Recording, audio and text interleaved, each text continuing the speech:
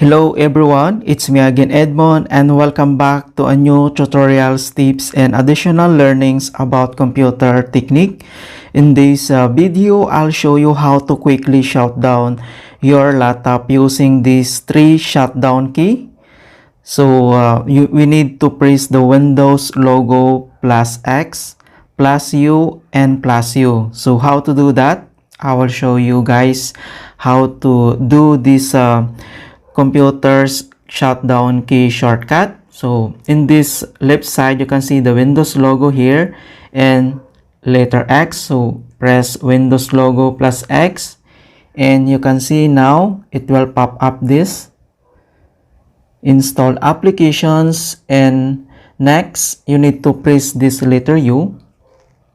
So press letter U and it will come like this, and another pressing U. So one more. Right guys, so that is the very simple technique on how to shut down your computer laptop.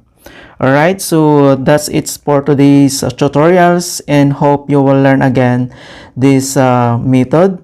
Thanks guys for watching, and if you are new in my channel, please don't forget to like, share, and subscribe, and click the bell notifications to update upcoming more videos and tutorials.